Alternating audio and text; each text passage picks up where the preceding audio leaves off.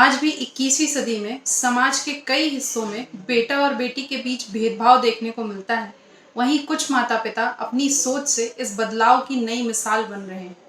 ऐसी ही एक प्रेरणादायक कहानी है खुशी और उनकी माँ की। उन्होंने समाज की रूढ़ियों को पीछे छोड़ते हुए अपनी बेटी के सपनों पर विश्वास किया। हर कदम पर उसका साथ दिया और उसे बराबरी के साथ आगे बढ़ने का हौसला दिया। आइए चैंपियन पेरेंट्स की श्रृंखला में सुनते हैं खुशी और उनकी माँ की प्रेरणादायक यात्रा। मेरा नाम खुशी निर्मलकर है। मैं अभी अपना 12th क्लास चल रहा है मेरा और उसके साथ-साथ मैं जॉब भी करती हूँ। मेरा सपना है कि मैं डॉक्टर बनूँ और अपने मम्मी-पापा का नाम रोशन करूँ। मेरा नाम हेमा निर्मलकर है। मैं हाउस वाइफ हूँ। मेरे 2 बच्चे हैं, लड़की और एक लड़का। ये तो चाहती है कि मैं डॉक्टर बनूं, तो मैं मुझे भी लगता है हमारे परिवार में कोई नौकरी चाकरी वाले है नहीं।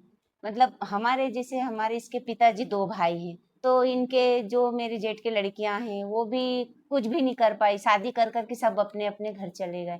और बस मुझे इससे खुशी से उम्मीद लगती है कि पढ़ाई लिखाई में अच्छी है, तो मैं भी चाहती हूँ कि तू पढ़ लिख, अगर जरूरत पड़े तो मतलब हमारी जमीन है तो मैं वो तेरे लिए बेच सकती हूँ।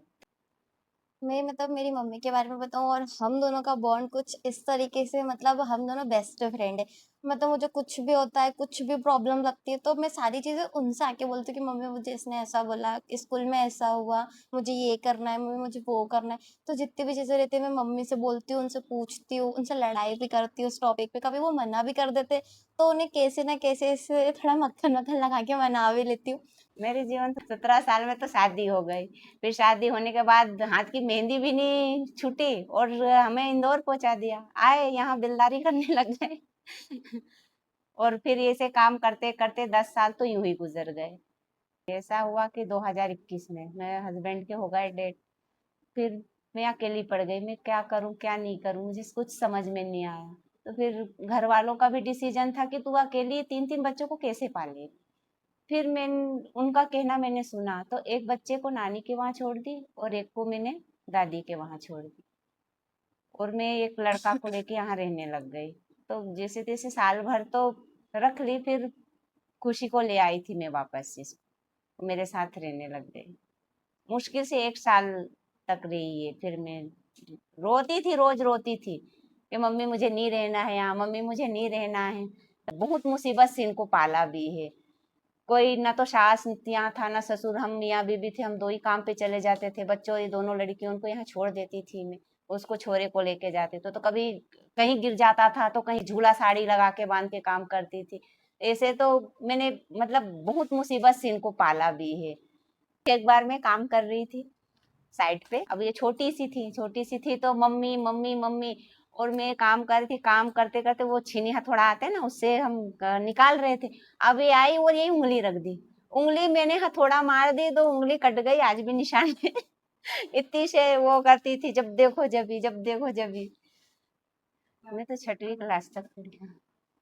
हमारा तो दोस्त तो कम थे लड़कियों में, स्कूल तक था, लेकिन असली दोस्त मेरा भाई था। हम तालाब में एक साथ डुबकी लगाते थे, झाड़ में एक साथ जाते थे। हम हमारा मेरा भाई था और लड़ते भी खूब थे, हम 2 ही भाई बहन, और साथ में रहते भी थे। कभी इमली के झाड़ में, कभी आम के झाड़ में, तो कभी किसी का आम चोरी करने जाते थे, किसी के जामुन चोरी। ऐसा था हमारा बचपन में। बहुत मस्ती करते थे दिन भर का। और हम गांव के थे तो कभी गोबर बीनने जाते थे तो कभी लकड़ी लेके आते थे। ऐसा हमारी तो तालाब में नहाना, हमारे वहां नल वगैरह तो था नहीं, ऐसा था हमारा। कभी-कभी चीज़ें मतलब नहीं बोल पाते अच्छे से तो मैं इनको बताती हूँ कि मम्मी इसको ऐसे नहीं ऐसे बोलते हैं, पर नहीं वो उनका मतलब प्रोनाउंसिएशन गलत ही जाता है। मैं तो वो बोलते ही नहीं अच्छे से, फिर मैं बोल देती हूँ आप पुराने ज़माने के ना पुराने ज़माने की भाषा बोला करो, रहने दो आप मत बोलो। कुछ भी बात मुझे बोलने नहीं आता है, कोई थैंक यू बोलना है या कुछ भी तो मुझे आती नहीं, तो मेरे बच्चे बोलते हैं ओ मम्मी तुमको ये भी बोलनी नहीं आती है। तो मैंने बोली मेरी माँ तू ही सिखा दे मुझे। हम जब पढ़ते थे ना, जब हमारे साथ कोई टीचर नहीं, सब सर सर पढ़ाते थे हम। और अब है तो हर जगह लेडीज है, या लड़की लड़का एक जगह एक साथ में काम, और लड़कों से ज्यादा तो लड़कियां आगे बढ़ गई। तब इसमें फर्क कैसे करें अब? हमें उससे कोई आपत्ति नहीं है, कदम से कदम मिला के चले लड़की और लड़का। और हम भी चाहते हैं कि भाई अच्छा बात है वो तो। मैं अकेली तेरे आज पापा मुझे जंगल में भी ले जाते हैं, हम जंगल में भी रहे हैं और तो इसके पापा मुझे छोड़ के चले जाते थे, वहां भी मैं अकेली रही हूँ। मैं इंदौर, मैंने दुर्ग नहीं देखा था, छत्तीसगढ़ के दुर्ग कहाँ है नहीं देखा, लेकिन जीवन ने यहाँ इंदौर लाके छोड़ दिया। और वहां भी मैंने कभी किसी के आगे मैंने झुका नहीं। मैं मेहनत का ही करती थी, मैं मेहनत बहुत करती थी, मेहनत में कभी पीछे नहीं हटी। मुझसे सब काम करवा लो आप, ईटा पत्थर मिस्त्री काम कर लेती हूँ मैं आज भी, ऐसा है। तो मैं इसको यही बोलती हूँ, जीवन में हर कोई कभी किसी के साथ नहीं रहता। आज देख तेरे बाप ने मुझे आधे जिंदगी में छोड़ दिया, मैं रह रही हूँ, जी रही हूँ नहीं। तो तुम लोग भी मेरे तरह बनो, जीवन है ये, उतार चढ़ाव बहुत आती है जिंदगी में। हमारे जमाने का पढ़ाई ऐसे थे उस टाइम पे, ना ही कंप्यूटर था, ना ही कोई साधन थे।